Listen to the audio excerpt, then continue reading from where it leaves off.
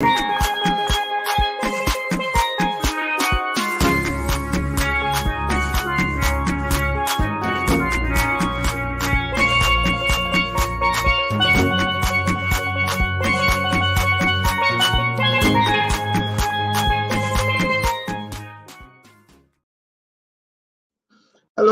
and welcome to Politics 101 on Tuesday evening. And today I am reliably informed is Valentine's Day. St. Valentine's Day. Happy Valentine's Day to everyone. Those of you who are lovers, St. Valentine's Day, of course, is the day for lovers. Welcome to Politics 101. Good evening to you. Good evening to you if you're joining us from Guyana. If you're joining us from Guyana, from Georgetown, Guyana, if you're from Georgetown, Guyana, good evening. Good evening and welcome. If you're joining us from other parts of the country, welcome. Good evening to the people of West Coast Berbice. Those of you who are on the quarantine coast, welcome. If you're joining us from the hinterland, Northwest, Bay Region 1, Region 10, Region 8, well, parts of Region 10, Region 8, Region 9, Region 7, welcome to Politics 101. I see some people, Winston, Rhonda, our friend Vibert White. Good evening to you, Yvonne Rodriguez, joining us from Barbados, BIM. Welcome to Politics 101. We are ready to roll this evening. We're going to have Ganesh Mahipaul here to speak with us later on. And of course, last night, we had the two lawyers representing the interests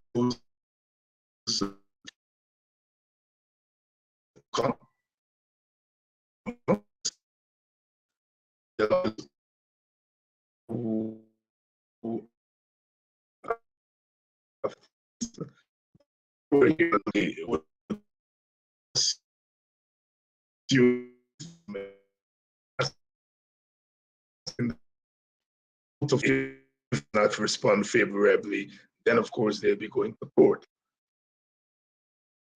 They did say they have a very strong case,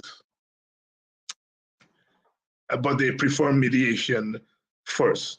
Good evening to those of you joining us from the Caribbean, the wider Caribbean. Of course, we are part of the Caribbean, the wider Caribbean, the old West Indies, as we call them. Those of you in the Eastern Caribbean, from Grenada in the south, Grenada, Carriacou, Petit, Martinique, right up to Bahamas and Jamaica in the north, and from Barbados easterly, Barbados. Welcome to Politics 101. Welcome to Politics 101. Good evening to you, those of you who are joining us from North America. Welcome to Politics 101.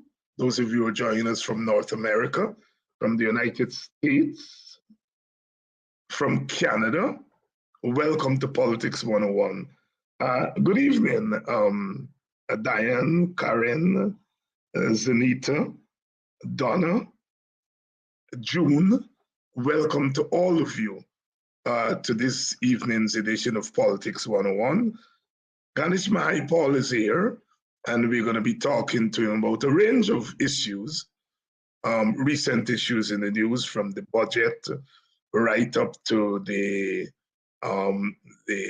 developments in Mocha and Buxton and all the stuff that's happening in the news. We have had Ganesh here for a while, and you know, he's one of the more visible members of Parliament, quite eloquent, and delivers his verdicts and his comments in ways that are reminiscent of some of the more famous orators of our time, and before.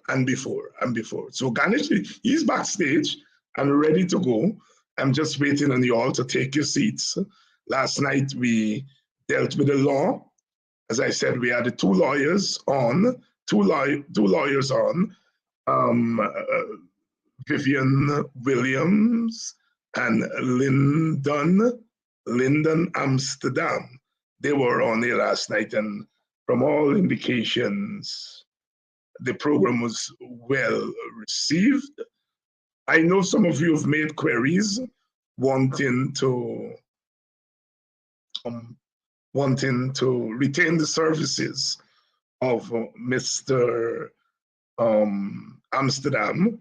I've gotten those mails. Today was my teaching day, so I had little time for anything else, but I shall respond to your queries for the information for Mr. Amsterdam's chambers. Welcome to Politics 101. Are you joining us from Jamaica, from Barbados, from Trinidad and Tobago, Antigua and Barbuda? Are you joining? It's carnival time in Trinidad and carnival time in Guyana. Sometimes we clash when it's carnival time. Last night I looked at the semifinals of the Calypso competition there in Trinidad at Skinner Park. I always considered that to be the real hunting ground because it's a hell of a test for the Calypsonians at Skinner Park, and then they about 40 of them, and then they will shortlist the finalists for the big showdown at the big yard on Calypso weekend, Carnival weekend, sorry. I have not been seeing much about our Calypso competition there in Guyana, but I assume that things are moving ahead. We are a little bit behind Trinidad in this business. I had a chance to look at some of the tents in Trinidad. The first time, of course, they're having carnival since the pandemic, both in Trinidad and in Guyana. And so people were glad to be out. The tents were relatively full in Trinidad. And I always wonder why we have not had a Calypso tent yet in Guyana, where you, in the carnival season, you can go every night to the various tents around Port of Spain and in San Fernando, and I suppose in other parts of the country. We have not had a tent yet where you can go and see the Calypsonians, hear them. We have to wait until they get into the semifinals and then finals. Happy Mani season, of course, to us. And those of you who are in Trinidad, I know it's Bacchanal time coming up. Welcome to Politics 101. Good evening, Monica Johnson, Leroy McLean, Desiree Simmons, how are you? I haven't said hello to you in a long time. Clayton Hines, that name sounds familiar. My cousin from Kanji area, Derek McCollman, Kanji. That is a part of the country that we don't pay much attention to. Kanji River, there's lots of legend about Kanji River. You spiritualists will know about the song that they sing at the spiritual service. Kanji water go follow me, muma muma. Kanji water go follow me. There's something with the Kanji River that is very sacred to African spiritualists. And my friend Clayton Hines, who is part of the Burnham Foundation, and he hosts that program. He's from down there in Kanji, and exchange we always exchange information because my relatives hail the Hinds. They hail from Kanji / New Amsterdam.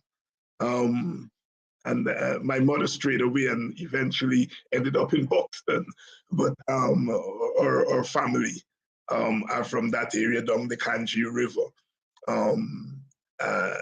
Lots of folk stories about that area. Good evening and welcome to Politics 101. Ganesh Mahipaul is here. We West Indian people, we don't make jokes, we want to move fast. Ganesh Mahipaul. We don't we take the shortcut, or that Mahipaul story. That is for when the Hindus, they're doing the thing. But we Guyanese, shortcut, quick time, Ganesh Mahipaul. So when I said Mahipaul, he always references the fact I call his name properly.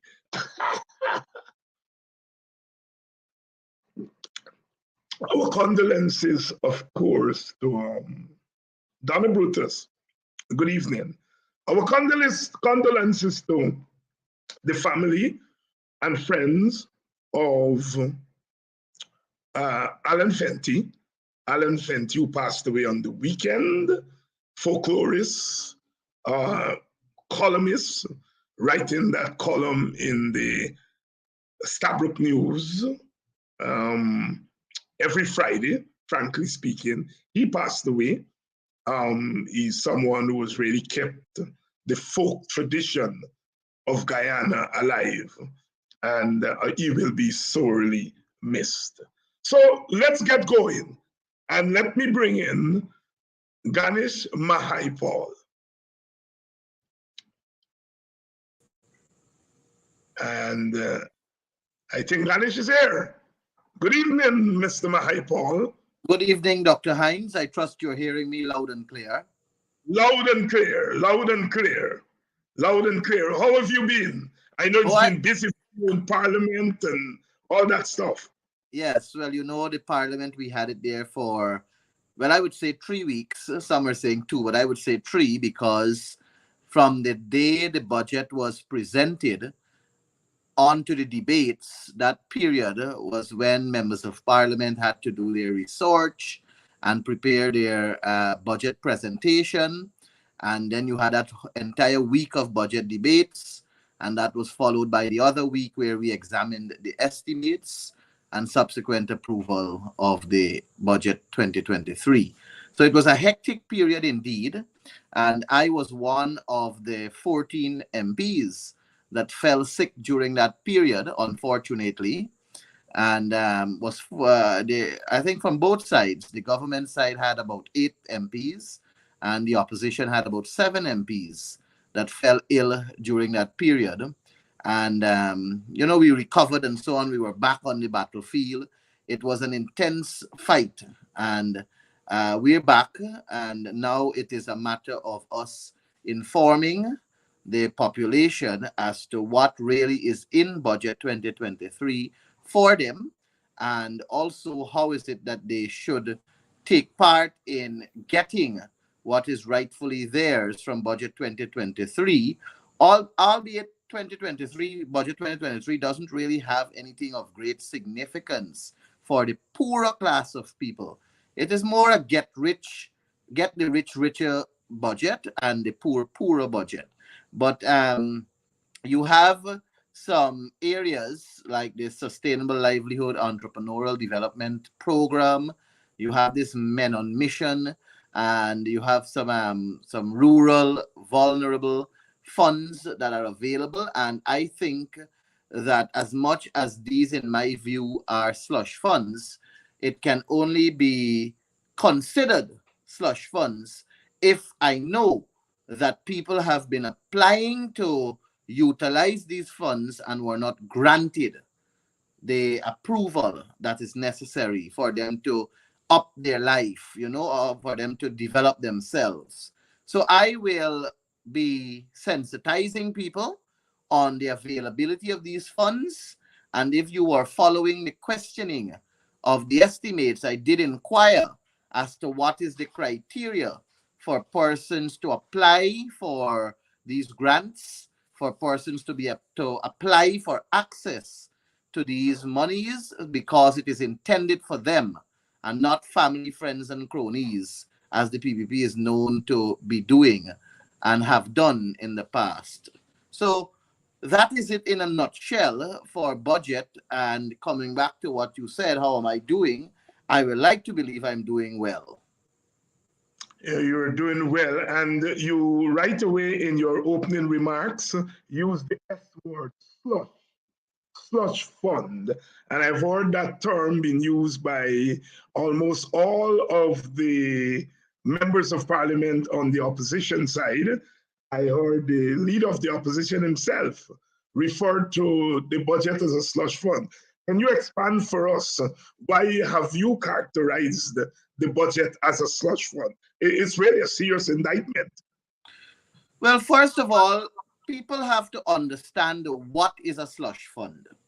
And my interpretation of a slush fund is money belonging to an entire country being utilized for political gains of one political party. And I have concluded that there are huge sums of monies in budget 2023 that fall into that category of being a slush fund. When I examine the budget carefully and you see, for example, men on mission under the Ministry of the Presidency or Office of the President, an allocation of $500 million, it begs the question as to whether this is a structured organization or if it's a structured department that warrants $500 million of taxpayers' money. Now, we will recall that the Men on Mission came into being via an idea from Irfan Ali.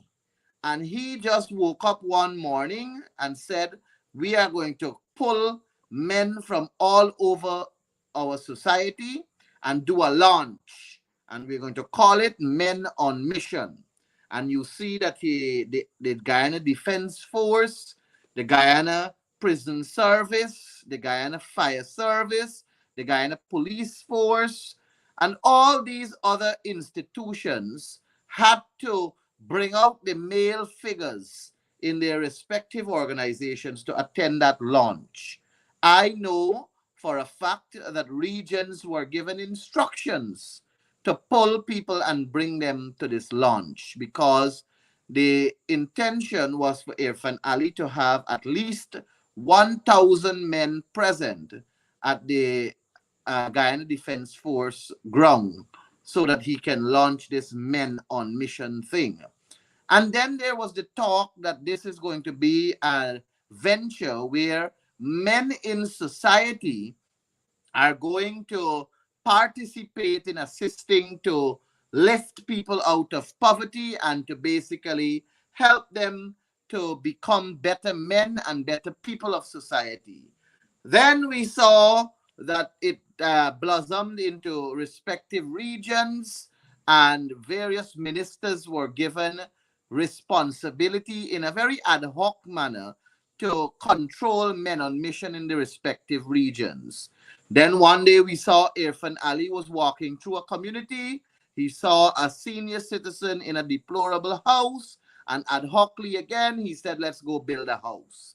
And then we heard that it is the corporate Guyana, the private sector and the business community. They are going to assist in terms of providing the materials and the likes for us to uplift the lives of people, which all in all, Dr. Hines, I have no problem with. I think it is remarkable. I think it is a good idea and an initiative to make men better. But where it became frightening is when I saw in Budget 2023 a sum of $500 million allocated for men on mission. And what is frightening is the fact that how is this money going to be spent? This $500 million belong to the people of Guyana.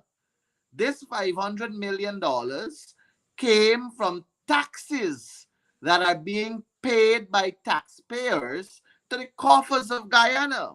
So when you are doing a budgetary allocation, you do it with the full knowledge and ability to apply it back to the people and not for political reasons. And because there is no established structure, it baffles me as to how this money will be spent. And I ask, is it that if an Ali will go and walk in Lenora, is it that he's going to go walk in Fowles? Or is it that he's going to go walk in Enmore? Or is it that he's going to go walk in Babujan? Or is he going to walk in Port Morant? And everybody that he sees in these communities that are living in a broken shackle or a house that is in a deplorable state, he's going to say, take the money and build a house for them. And then it begs the question, are there not people who are living in more deplorable state in villages like Buxton, in villages like Denamstel, in villages like Good Intent, in villages like Palmyra or Kanji or New Amsterdam? So when I speak about a structure, Dr. Hines, I am speaking about an established, proper financial regulation principle where people can apply to this program for assistance. And when they apply to this program for assistance, they must be assessed. And there must be a team that draws the conclusion that, yes, this person is in need for assistance via the construction of a new home, or this person is in need of assistance via some other means. But we cannot have ad hoc visits and monies doling out to people. That is my problem with it. It has to be structured and it has to be established and it has to be spent within the financial regulations of the country.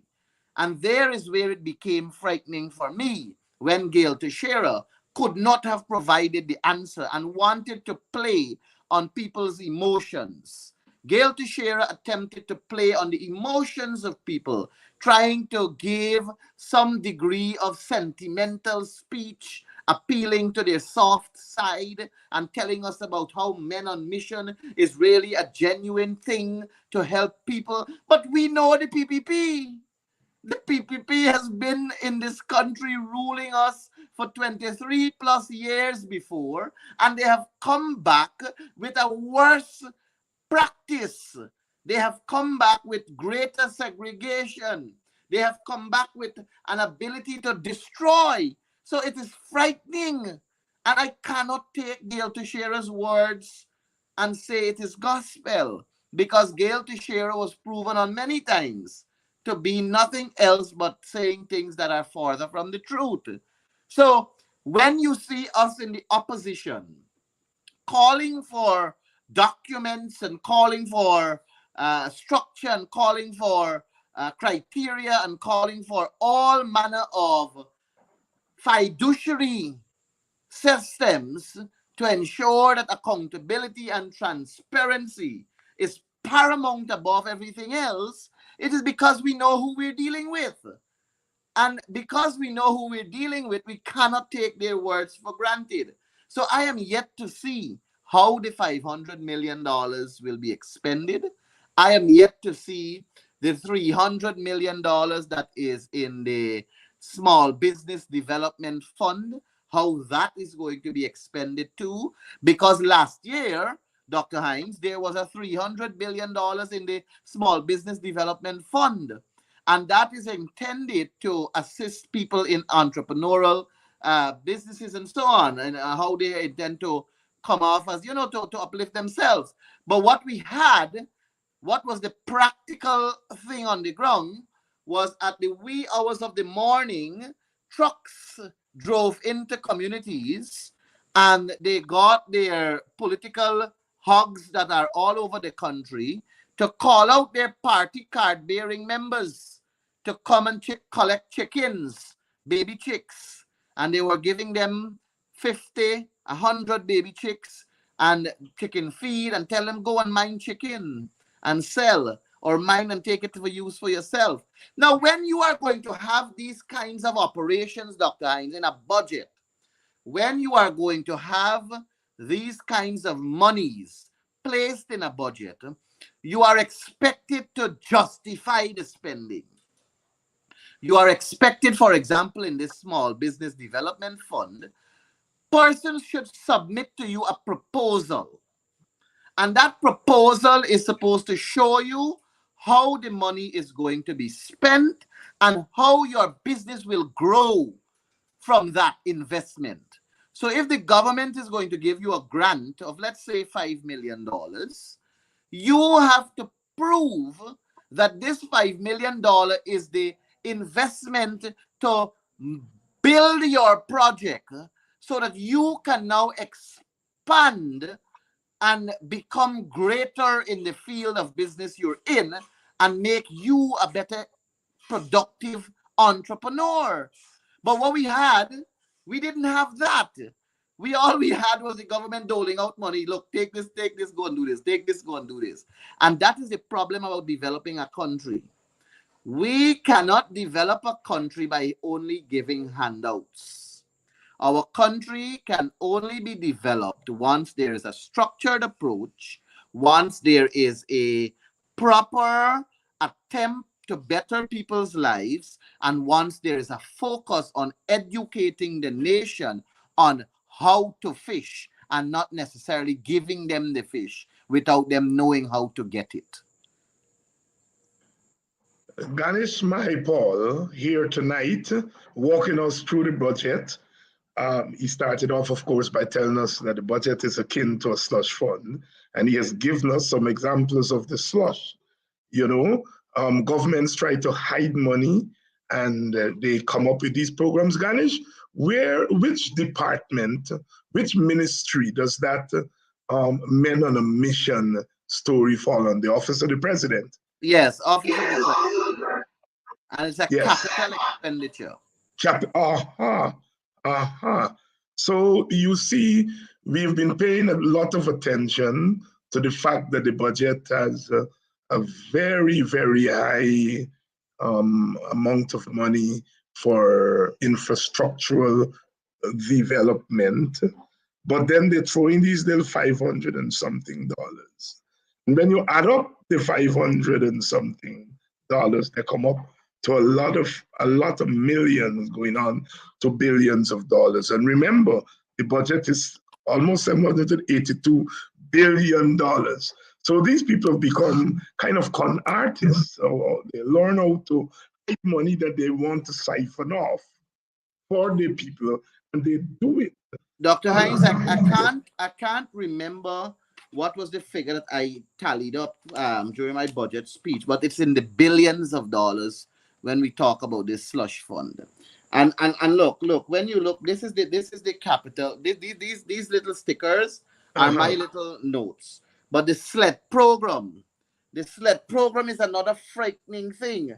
The SLED program had in budget 2023 $1.5 billion. Woo! Not million and billion. Billion.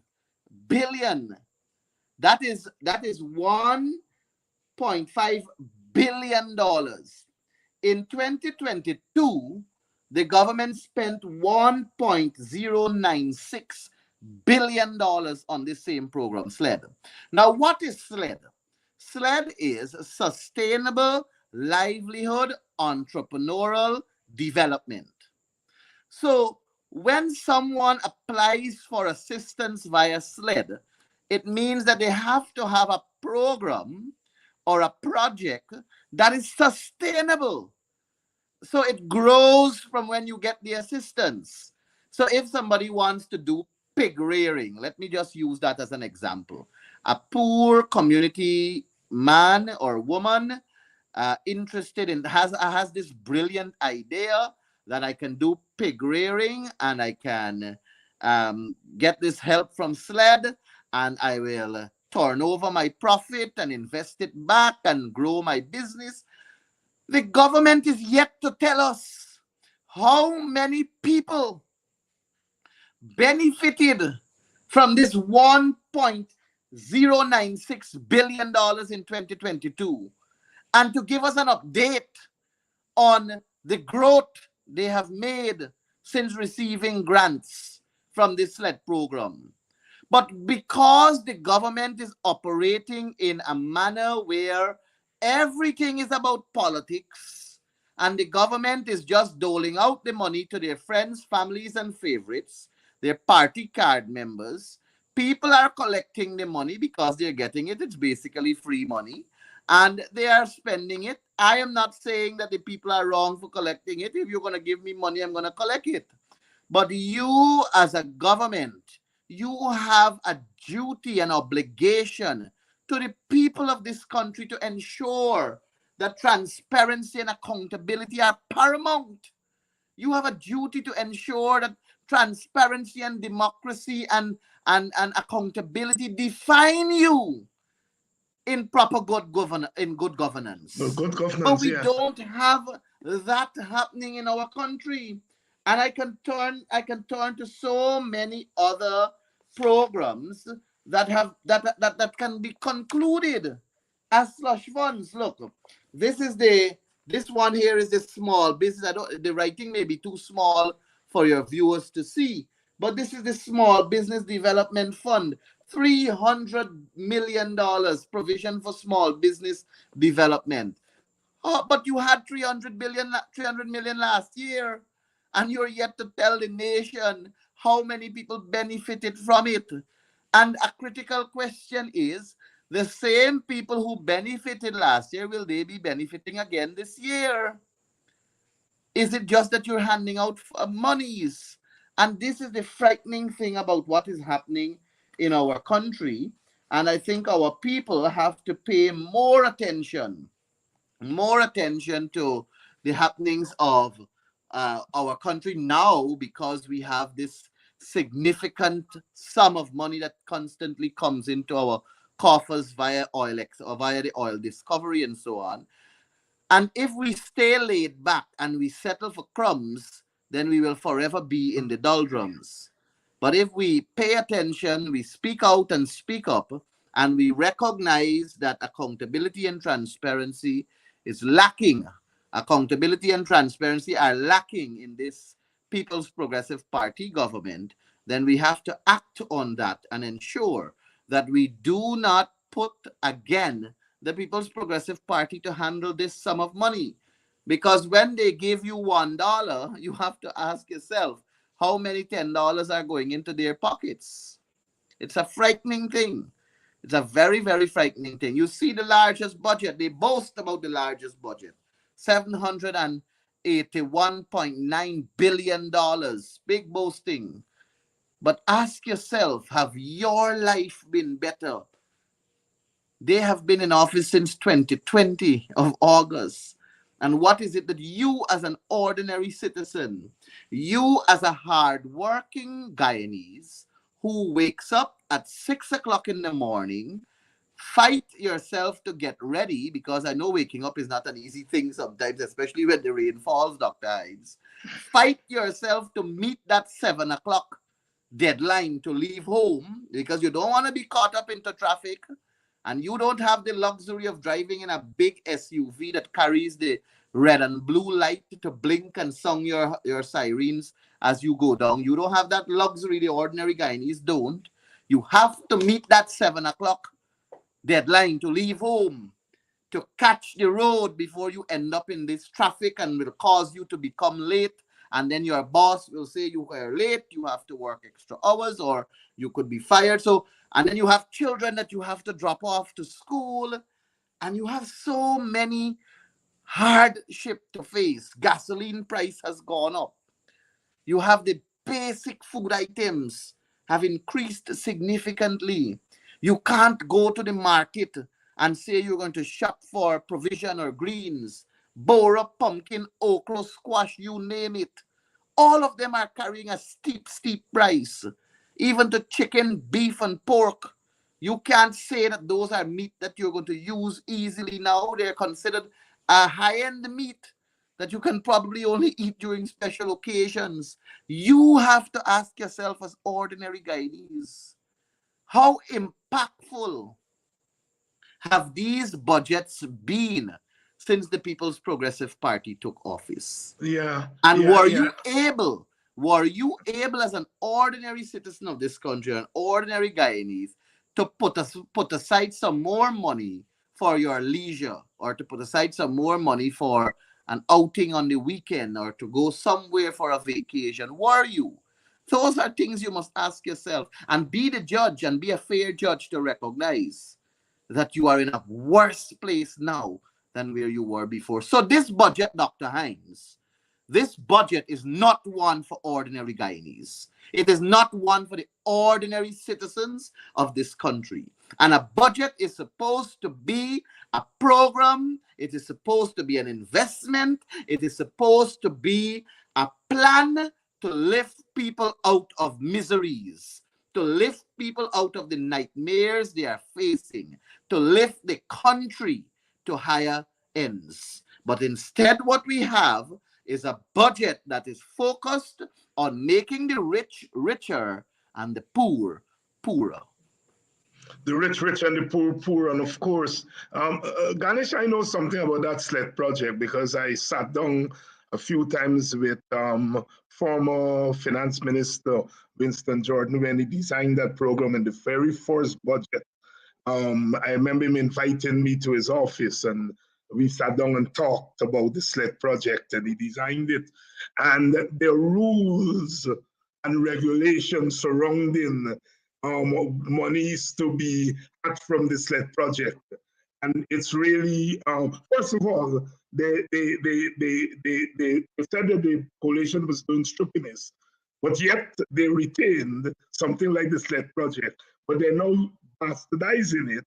They're using it in ways that it was not meant for. That's one.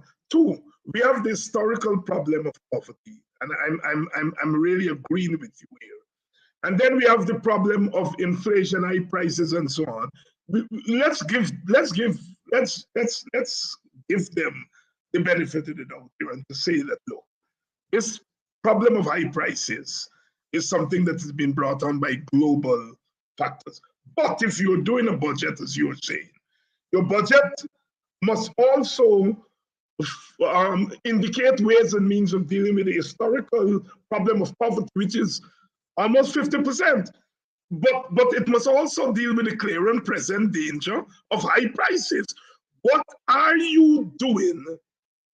What is there in the budget for ordinary people? In fact, for all Guyanese who suffer from the problem of high prices, but especially the working people. What's in there to cushion?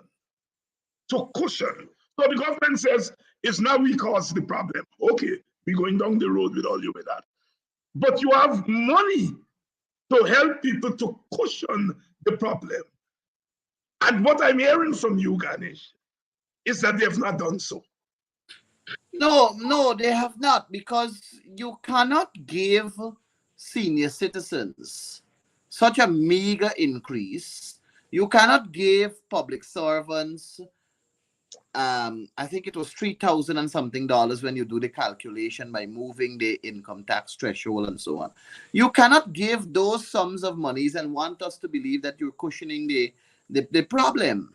What you are doing there is that you are trying to put a cheap plaster over the cut. And that cheap plaster, after about 2 or 3 hours, will fall off and the cut will be exposed again. And that is not what cushioning the problem is supposed to be. Cushioning the problem is supposed to be you attempting to fill the cut by way of either stitching it up or by way of putting a proper medication so that it can heal. Not by you putting a cheap plaster that will fall off and then there is no other way to turn to get it resolved, save and except to wait till the next budget.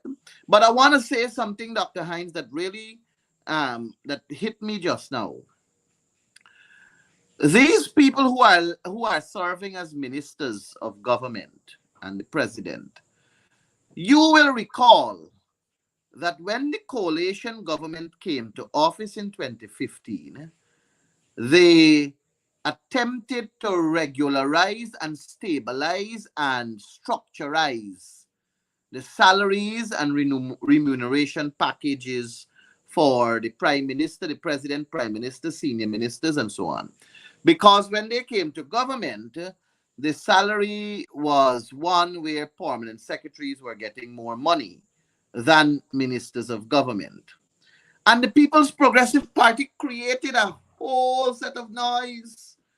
The People's Progressive Party said that they raised the money 50%, and which is a lie. There was no 50% increase across the board. It was only senior ministers of government that received the 50%. The prime minister got, I think, 5%. The attorney general remained at his number.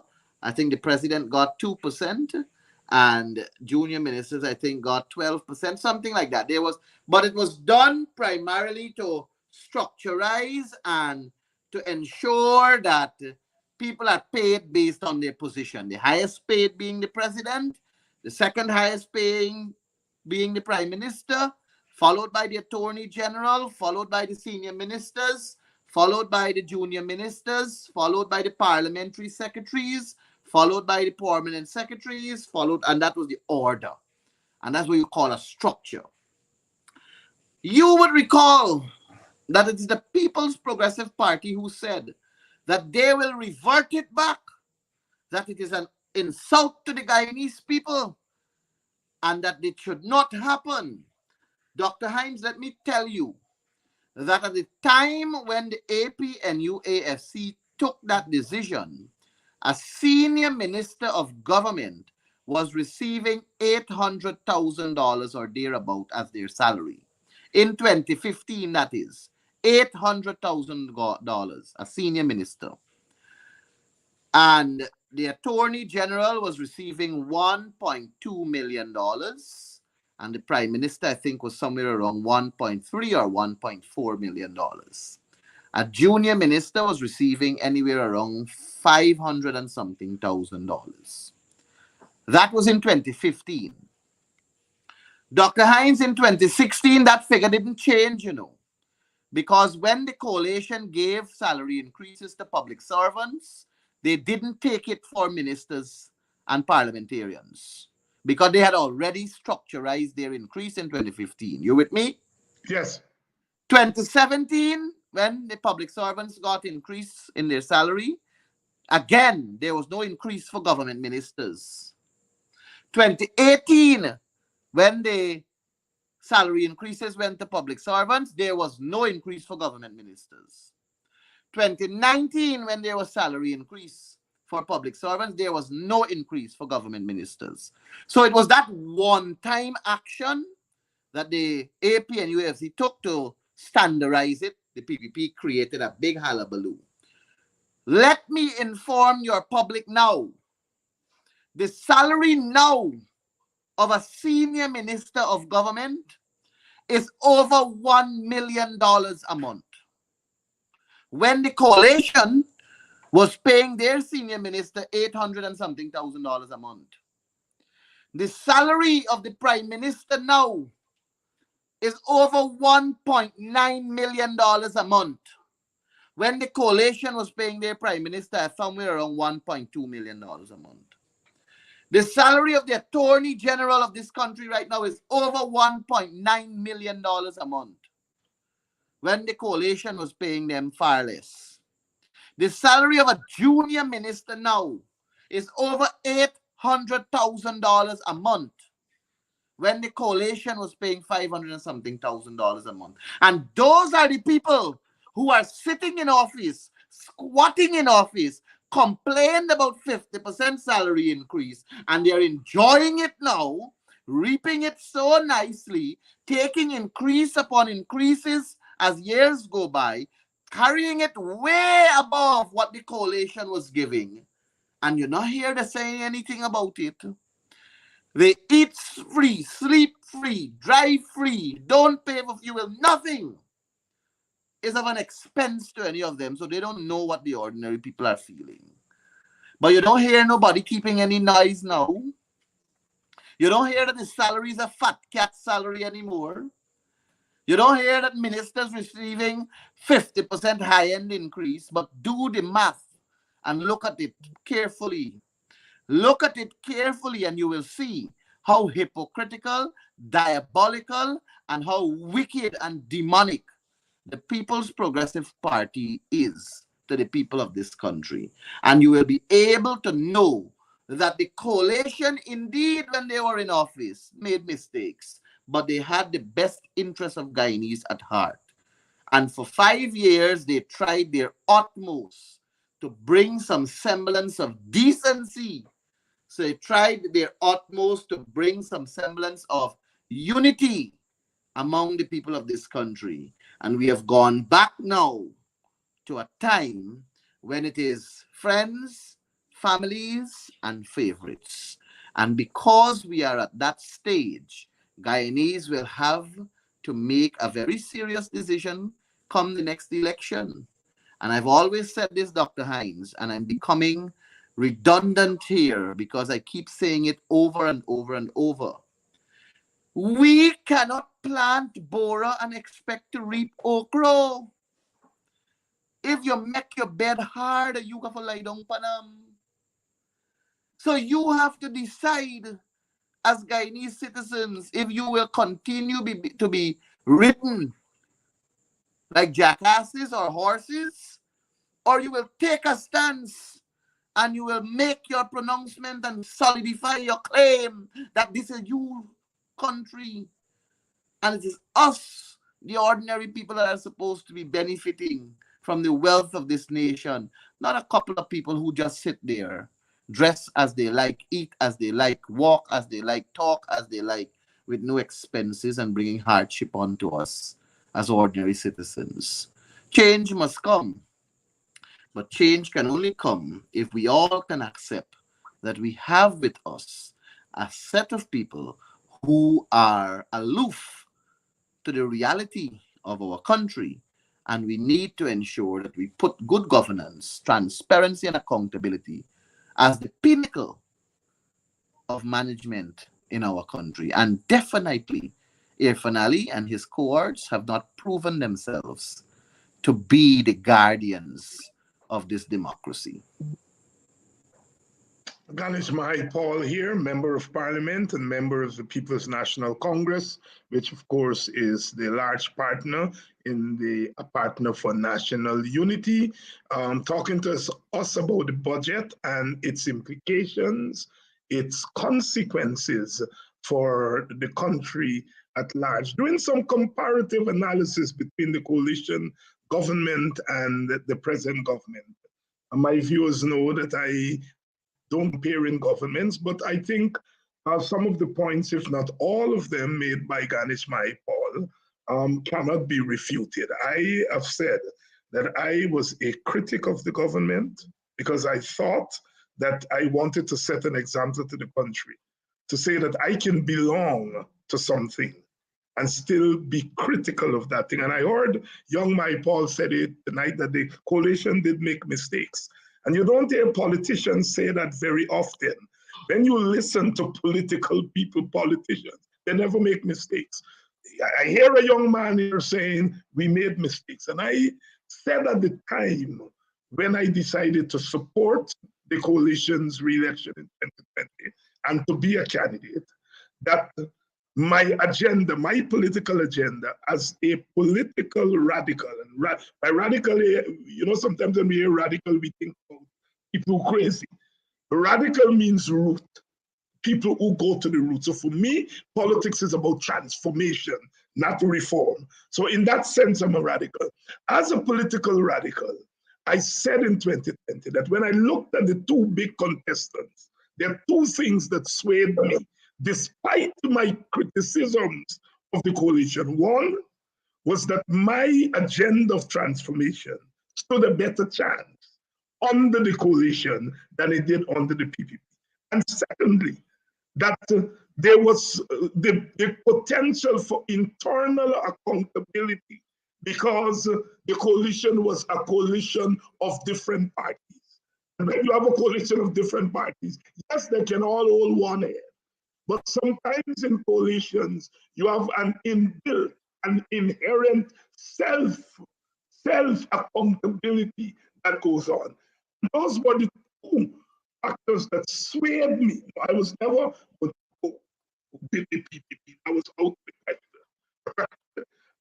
But it didn't mean necessarily I was going to go with the coalition. But I said those fundamental things are important when one critiques the coalition.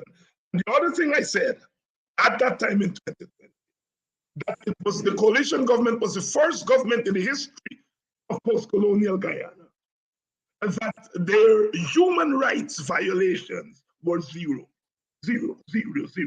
Nobody got locked up because there was opposition. There were no political assassinations and all that kind of stuff. Lo and behold, it's 2.5 years, and we have had human rights violations every single day. Every single day. Just over the weekend, I look at a poor lady. Police and demolition workers turn up, rip down she fence. Rip down she fence. We have now become the demolition country, lagging behind what Israel is doing to the Palestinians on the West Bank in the Middle East there. We have now become the #1 demolition country in the world. It seems to twist and turn. They're tearing down poor people's homes. The state, the government. And it was that bell that some of us rang in 2020 and said, be careful what you ask for.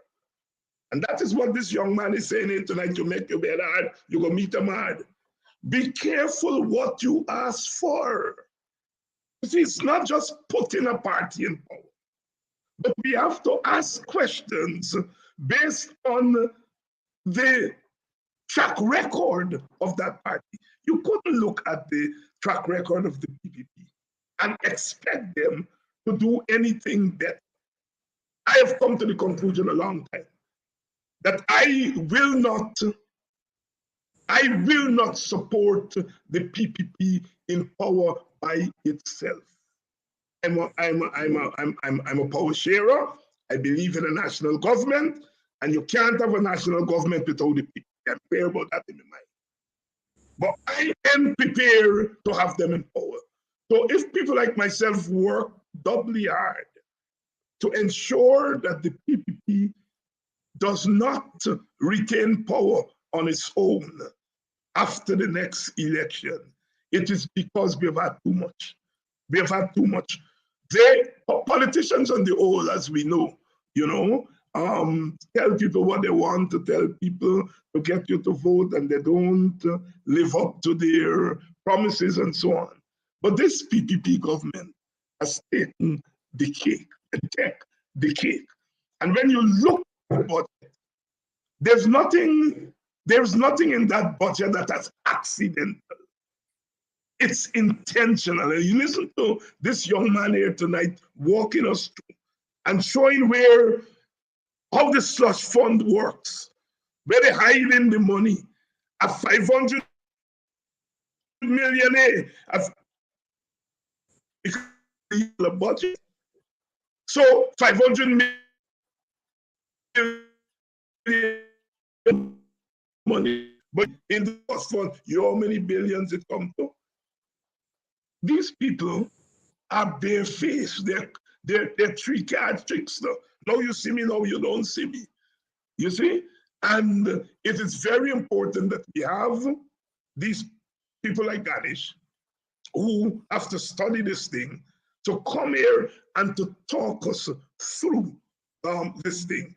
And the budget, this 2023 budget, is the worst budget in a country that has had experience with bad budget because of the potential for graft, the potential for corruption. You men on mission, $500 million, and you can't give old age pensioners a proper raise? Oh, they're not on a mission to. They work their entire life for this country.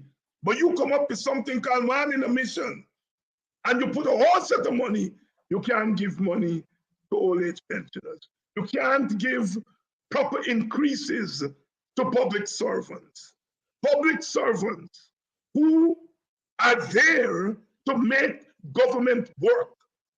If all the public servants go on leave tomorrow, government will ground to a halt. You want to use the army and the police to crush poor people protest. But when it comes to giving them money, you aren't giving them money, you're giving man on mission. But what happened to women on a mission?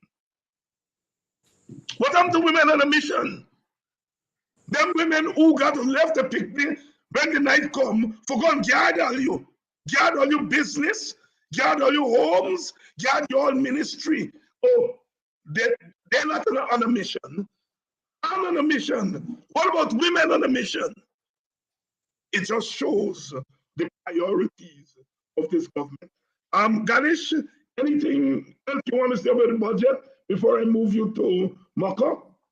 Well, I just want to say to the citizens that they should try their best to reach out to the opposition members of parliament should they require assistance in one way or another, and we will be able to point them in the direction of where they should apply and what they should apply for. And, you know, that's our job, that's our duty.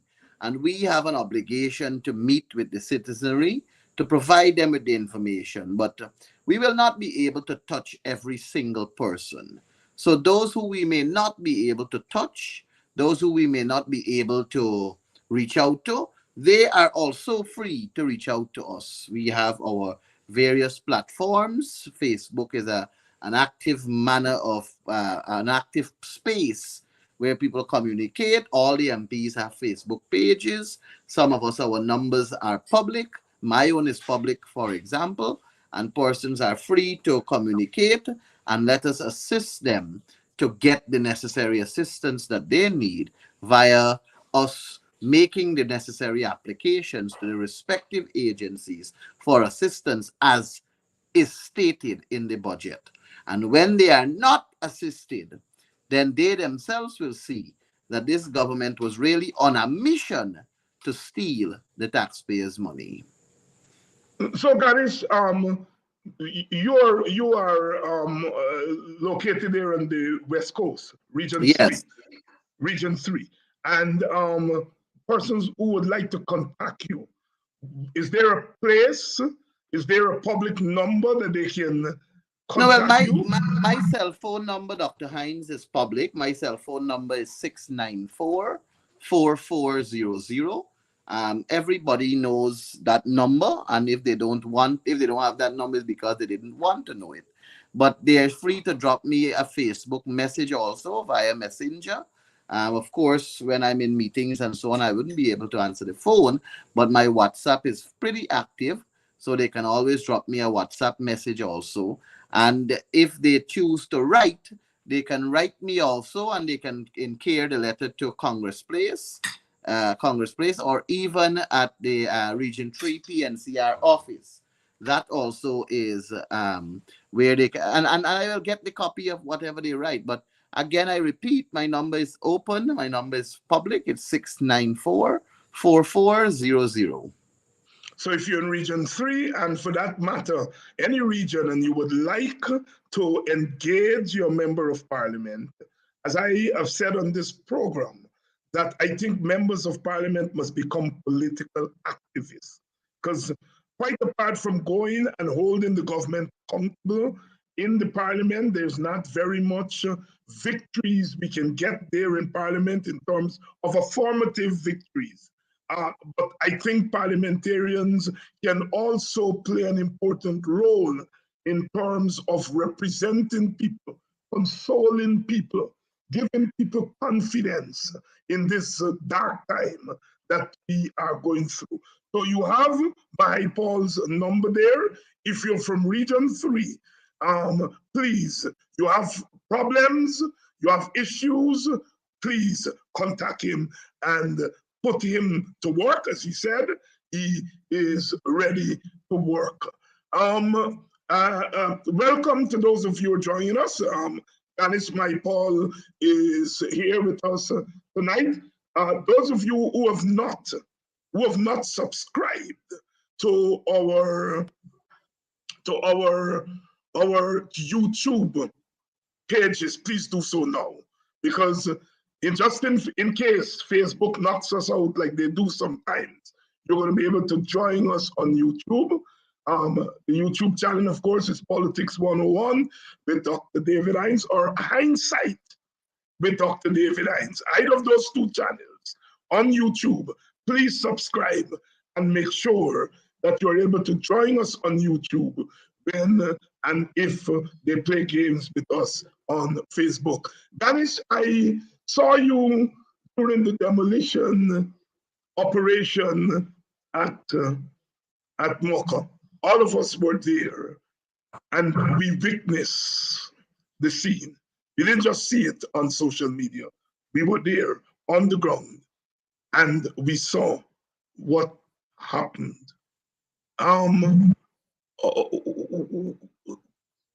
just leave you to express your emotions about what took place there, what took place on Sunday with that lady, what they did in front of the hospital, what they had done early in the year at Wisma Millia's ward. This demolition story, what's going on? Dr. Hinds, let me start by telling you that on Saturday, I had the unfortunate visit to Parika Market, the Parika Marketing Center, where, as you know, a number of vendors suffered due to that fire. And when I saw these vendors and when they were relating their story to me, and when they were telling me about their livelihood, and when they were telling me that they have no other source of income, and when they were telling me how many children they have to feed, how many mortgages they have to pay, how many investments they made, and so on, and tears came to their eyes, and they were literally crying, big men and big women. Immediately, I got a flashback to Mocha, and I remember seeing how single mothers in Mocha were crying. The difference is the demon that destroyed the livelihood of the people at Mocha was a fire. And the demon that destroyed the livelihood of the people at Mocha was not fire. And it really, really saddened me to know that in an oil-rich country, a country where we are supposed to be looking out for our brothers and sisters to move them positively to the next level of life, a better life, positively. And we had bulldozers and excavators walking through the lands that these people were living on for years, 30 plus years. Hurtful was the fact that children had to see this. Children who left and went to school came home to know that they don't have a home to go into. It was unconscionable. It was wicked. And I can't understand how someone can sleep comfortable at nights knowing that they participated in making someone else's life uncomfortable. I understand. Don't get me wrong, Dr. Hinds. I understand that government wanted these people to move. I understand that there is a major road project going on in that area. What I fear is that government was not honest to the people. First of all, the road does not run through the land that these people were occupying. I was on site and I saw that. But even if government wanted that piece of land that these people are on for whatever reason, if it's for reserve and not to give it out to someone of their friends, families, or favorite, we're yet to see that. We are yet to see that the lands that they cleared there is not going to go to somebody that belongs to them. And when that happens, then people will have to draw their conclusion again. But in the aspect of compensation, one must always consider not only the valuation done by the valuation officer, but you are really and truly moving somebody out of their comfort zone, Dr. Hines. And you are relocating them somewhere that they have to readapt. They have to take into account transportation for their children to go to school. They have to take into account where the school is located from where they are being relocated. They have to take into account all the other amenities that comes with it. And then you have their livelihood, their livestock. You had pig farmers. You had cash crop farmers. You had a whole host of other persons. All of these things have to be taken into account. And the people, the 7 families I am guiding, the 7 families that did not settle for the People's Progressive Party's small compensation are families that had a lot of monies in other items that were not valued. Like the pig farmer, the person who was rearing pigs. He had millions of dollars in pig. And he was told to sell them out. And then you had the other lady who had her business. She had a shop that I think she was the sole distributor of Banks DIH products. You can't just pick up somebody like that and put them into another neighborhood and give them a land and tell them to build their house with $7 million. How will they survive in that house? How will they pay their electricity cost? How will they pay their water bill? Will their business flourish there? Is there another bank's supplier or bank's proprietor, whatever you want to call it, bank's distributor? So you're moving out this woman from her niche. You're moving out this farmer from his niche. And the people were simply asking for a little bit more compensation. Now, the government said they're asking for huge sums of money. But you and I, Dr. Hines, know what is the art of negotiation. If you want to come and buy my house, Dr. Hines, because you find comfort in the area where I'm located, I'm going to tell you a high price. I'm going to say $200 million. And you're going to tell me the lowest price possible. You're going to say 10 million. And then we got to start talk. And we might come to an amicable solution. And you will pay $50 million and I will sell you it.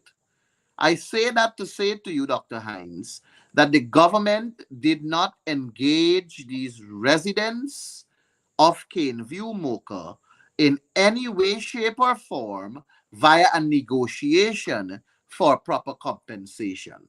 It was the government throwing a figure and forcing the people to accept after living there for 30 plus years. And that is the unfortunate aspect. But there is no, and there must be no acceptance in any way, shape, or form for what happened there at Mocha. I saw with my eyes the excavator operator dismantled the home. And like he wasn't satisfied, that man then walked on the drinks cases, the bank's DIH cases, dug a hole and buried those items that could be moved after the demolition.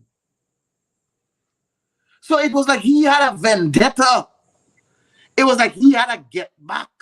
It was like he had to do this. It was like he had to prove a point, sitting in a monster equipment and showing a poor black lady that I am boss. And when I done with you here, is everything you're going to lose. That is what I saw from that excavator operator. That is what I saw. Because I could understand you pull down the house. That is what you wanted. But oh man, the lady got she drinks there. She got she Vitamalt and she banks DIH products. She got all them things them there. What she could always pick up and go and sell or probably give back to banks, and banks give her back her money. But you wanted to show that woman. You wanted to show that poor single mother that you could have dig a hole and bury those things too. It was wicked. It was ungodly. And those who believe in a God knows that he will answer that woman's prayer. I believe God will answer her prayers. Because what she went through there, no matter how wrong she is, if you want to say she's wrong, no matter how wrong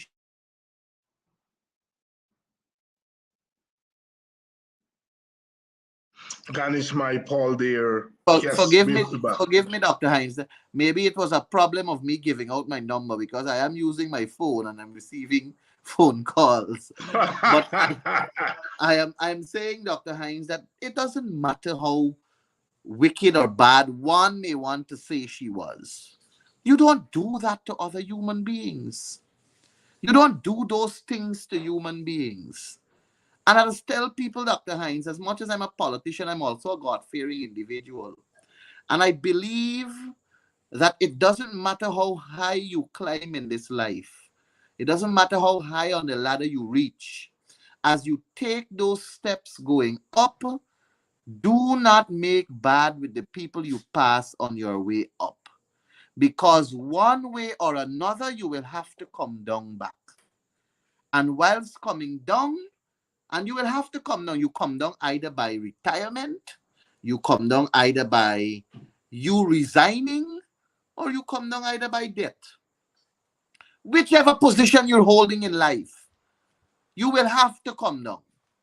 And whilst you're coming down that ladder that you climbed, remember those people, because they will have to stretch out a hand to make you land with ease.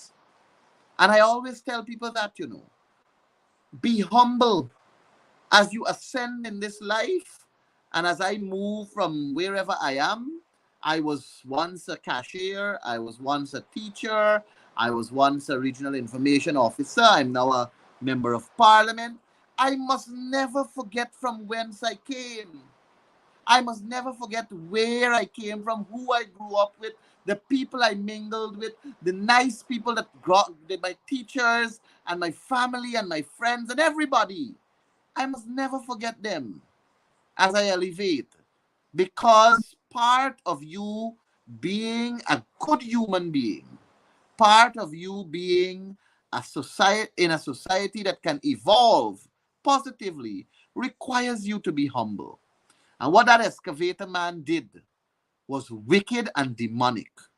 And what the government did by bringing the police to brutalize people, to basically police brutality at its best. I saw policemen pulling out guns and firing shots to people who did not have weapons to retaliate. And if people there had weapons to retaliate, it would have been a bloodshed. But when you could use the state and the police force to do those kinds of things to their own citizens, it means that you had one intention. And that one intention was to take the lands at Mokadir at all cost, even if it means that people had to lose their lives. And then you look at, I bring you back now, Dr. Hines, to the Parika Market fire.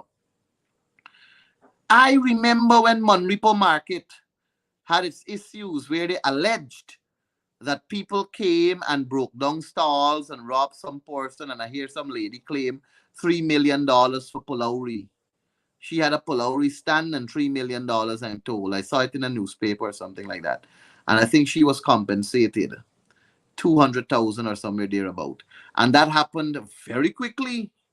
You would remember if an Ali actually went into Monrepo, if an Ali went there on the ground in Monrepo, and then later on brought the people and compensated them very quickly. The fire that destroyed these vendors at Parika, their stalls, and their livelihood. They met with Irfan Ali at State House yesterday. And I'm told that they were harassed. I'm told that they were basically belittled. And I'm told that they were not given any proper satisfaction for compensation. And this is not a fire that was caused by them. So when you look at Mocha, when you look at Parika, when you look at the lady that you spoke about with her fence, that was at at the gardens there. And when you look at all the incidents, you look at the extrajudicial killing. I still remember the Boston family. I still remember Joel Henry and Isaiah Henry, the Henry boys. I still remember the other young man that was there in Region 5. I still remember the Region 2 gunning down at Dartmouth. I still remember the Golden Grove incident. When you look at what has happened in this country from 2020 to now, there is nothing to celebrate. Largest budget ever, yes. Oil and gas conference we're having. We're having all of these big coming back out in the public after COVID-19.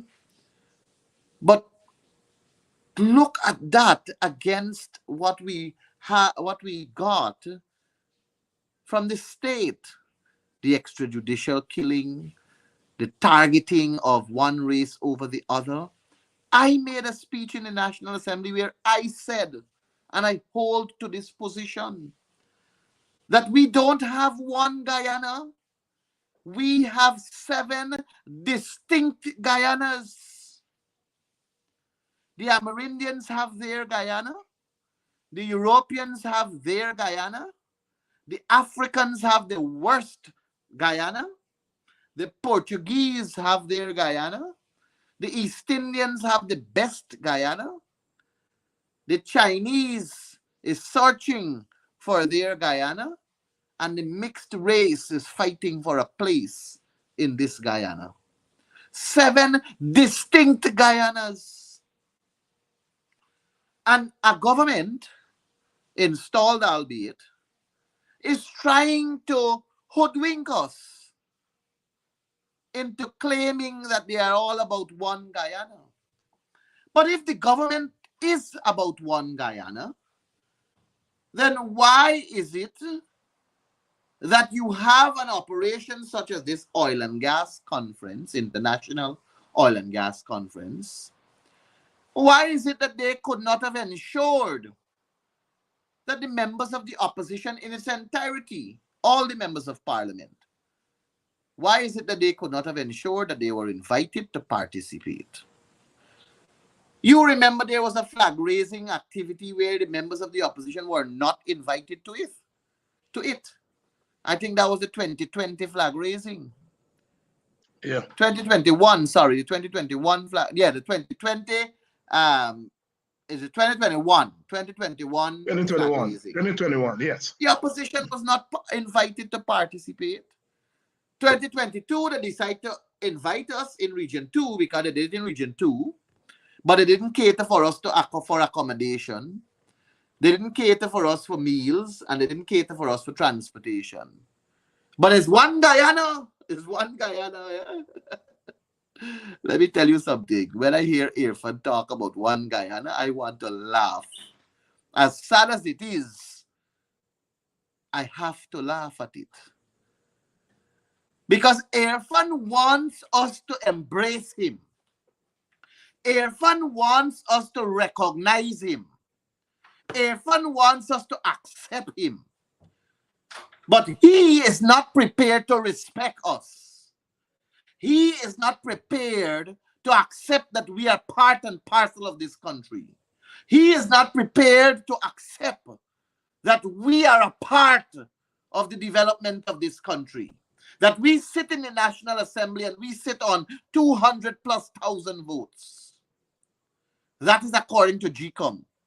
But I strongly believe that the elections were rigged, and I'm yet to be proven otherwise. Because I always say, Dr. Hines, I sat in the national recount, and I saw the 49 ballot boxes that had no statutory documents to verify the votes in them. I saw names of dead people ticked off on the official list of electors indicating that they voted. I saw unsigned oaths of identity and their votes were counted. I saw names of people who migrated and did not return to this country on or before March 2nd, 2020, and their names were ticked off as voted. I saw fraud. I saw irregularities, abnormalities, and anomalies. And for me to be proven wrong, then somebody got to come and prove how these things happen. So no court, no person, no system can change what I saw, Dr. Hines. I saw fraud. And as far as I'm concerned, Irfan is sitting on fraudulent votes. And I don't say that easily. In fact, I don't ever say things easily because I always ensure that I have substance behind what I say. And I do my research. This is not one that I had to research. This is something that I witnessed. I participated in it. I submitted names. I was in Station 5 of the National Recount. So I know what I'm talking about. And if Irfan wants the respect and he wants the acceptance of me and my colleagues on the other side, then he got to start acting as though he is for all. Because he is sitting in the seat of power. He is squatting in that seat. He doesn't have long more there. But for the time that is left, for him to occupy that seat, if he wants to come off of that seat with a good name, then he got to stop talking one Guyana and showing the people one Guyana. He has to start disciplining his rogue ministers. Dharam Lal should not be sitting in parliament, disrespecting the female MP. Kwame McCoy, lewd and crude, disgusting thing, should not be sitting there in the National Assembly. But you want to tell us you're one Guyana and look at what you have there in your National Assembly? Man, give me a break. Give me a break. Ganesh Mahipaul, a mouthful here tonight, but as usual, he has a lot to say. And, he came here tonight, he took us through the budget, and then gave us a bird's eye view of what took place at that national recount, a narrative of the 2020 election, which we keep alive on this program. Ganesh, my brother, thank you so much for coming on. Thank you. We have stolen some of a brother. He's gonna forgive me because Duncan, Sheriff Duncan. Duncan. He's gonna forgive me because of you. Because I will tell him it's his fellow parliamentarian. Make a thief some of his time tonight. Closing thoughts, Ganesh. Thank you, Dr. Hines, for having me on your program. It's a privilege being here. I know I'm not often a guest on your program. It's only because of my busy schedule. But I assure you that you will see me back at another time on a mutual agreement. Thank you. Thank you very much. And to you, the audience, I want to thank you all so much. Without you, we can't do this. Please go and subscribe to our YouTube pages, Politics 101 with Dr. David Hines, or and Hinds'Sight 101 with Dr. David Hines. Shout out to the brother who's joining us from Bahrain. Out there in the Middle East. Those of you joining us from California, good night. I noticed a couple of people from California. I can't remember the names, but LA area, California. You know we story go. We just call California, LA is part of the state, LA City, LA County. Welcome to those of you joining us from California, and all of you, North Carolina, Bloomfield, New Jersey, Brooklyn, Queens, the Bronx, Canada, Ontario, Toronto, wherever you are in Canada, and of course Guyana and the wider Caribbean. Thank you all for being with us tonight. I'll see you all again tomorrow night. And for the lovers in the house, happy Valentine's Day. See you all tomorrow when we come again for another edition of Politics 101.